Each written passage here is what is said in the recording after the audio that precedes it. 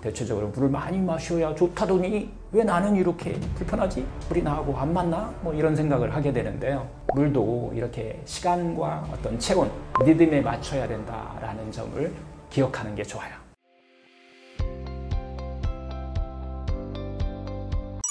마트, 편의점에서 파는 물, 어떤 물이 좋은가요? 일단은요, 저 같은 경우 저도 상당히 물에 대해서 관심을 많이 갖고 있고 또 제가 계속 먹어야 되잖아요. 저는 맛을 봅니다. 미네랄이 이렇게 다양성이 있으면 맛이 뭔가 이렇게 산뜻해요. 근데 미네랄이 편중되어 있거나 부족하면은 맛이 좀 뭐라 그럴까요? 밋밋하다라고 그럴까요? 이걸 가지고서 저는 구별을 해요. 시중 생수 뭐 괜찮습니다. 요즘은요. 제가 직접 제조 공장까지도 가보기도 하고 옛날에는 방사선으로 막 소독했어요. 소독이 아니라 멸균을 해야 되잖아요. 근데 요즘은 뭐 자외선 멸균이라든가 뭐 다양한 방법을 쓰는데 건강에 해롭지 않은 것들을 쓰고 있는데 그래서 제대로만 잘 원천수가 괜찮다라고 하면은 괜찮은 물들이 제법 많이 있어요. 그런 물들은 선택하는 것은 1차로 맛입니다. 물론 냄새야 뭐 다 거의 없기 때문에 맛을 보시면서 선택하시면 틀림이 없습니다. 몸을 살리는 물 섭취법, 어떻게 해야 할까요? 이것도 정말 단순하죠. 그런데 생각보다 많은 분들이 오해하고 있는 것 같아요. 우리가 진료실에 있다 보면 정말 이런 질문들을 많이 하시는데요. 물은 열심히 마셨는데도 몸은 막 무겁고 더 붓는 것 같고 속 더부룩하다 그러고 오히려 막 피곤해지는 느낌 때문에 이게 나한테 안 맞나? 이런 생각을 하시는 분들도 많아요. 이런 분들이 대체적으로 물을 많이 마셔야 좋다더니 왜 나는 이렇게 불편하지? 물이 나하고 안 맞나? 뭐 이런 생각을 하게 되는데요. 이게 가장 많이 하는 질문 중에 하나인 것 같아요.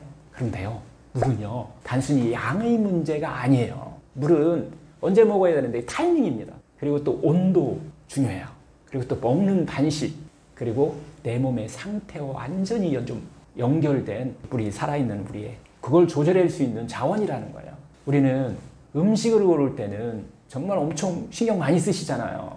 이거 소화 잘 될까? 지금 먹어도 될까? 이거 위에 부담은 없을까? 그런데 물은 그냥 막 아무 때나 아무렇게나 그냥 마셔버리는 경향이 있어요. 자연치유에서는 물도 하나의 음식이고요. 약으로 보는 거예요. 몸을 치유하는 어떤 액체 음식이라는 거죠. 그럼 어떻게 마셔야 이 세포가 정말 좋아할까요? 많은 분들이 물을 약처럼 생각하라 라는 말을 들으면 대부분 또 이렇게 물어보세요. 그럼 하루에 몇 리터 마셔야 되죠? 하지만 얼마나 보다 더 중요한 것은 어떻게 마시느냐입니다. 자연치유에서 이야기하는 몸을 살리는 이 물 마시는 5가지 원칙이 있는데요. 이 물이 이 세포의 약이 되게 마시고 우리가 싶다라고 하면은 언제 마시느냐가 굉장히 중요합니다. 이 5가지 원칙.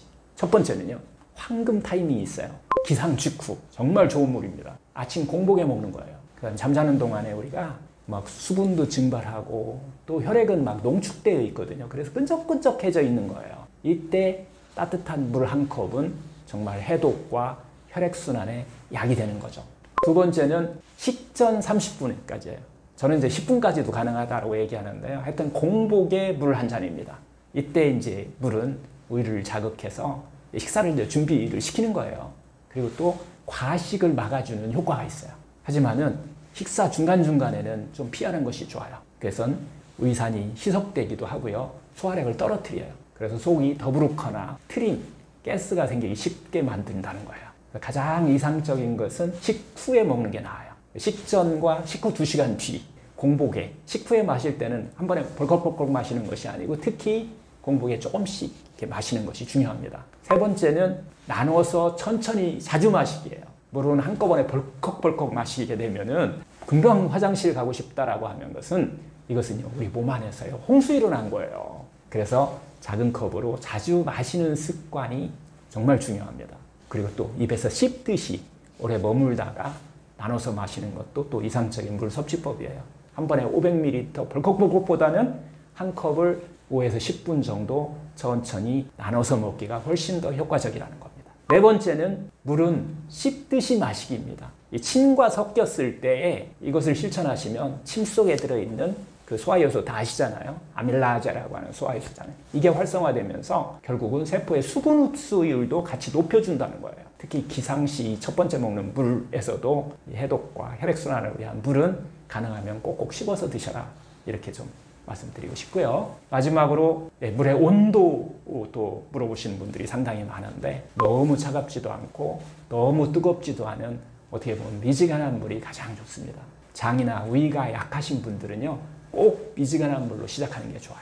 위장이 약한 분, 또 대부분 이런 분들이 냉성 체질인 경우가 많은데 이런 분들한테 너무 차가운 물은 장과 어떤 이런 신장 같은 것을 자극하게 돼서 결국은 소화불량이라든가 설사, 냉증 같은 것을 유발할 수 있다는 거죠. 또 너무 뜨거운 물들은 정말 위점막을 손상시킬 수도 있어요.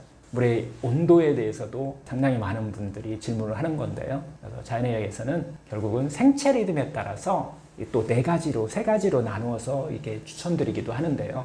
생체 리듬 다 아시죠? 새벽 시간이죠. 아침 8시까지는 이때는 좀 따뜻한 물. 이때 따뜻한 물은 온도가요, 체온과 비슷한 37도씨 전후에서 쓰시면 돼요.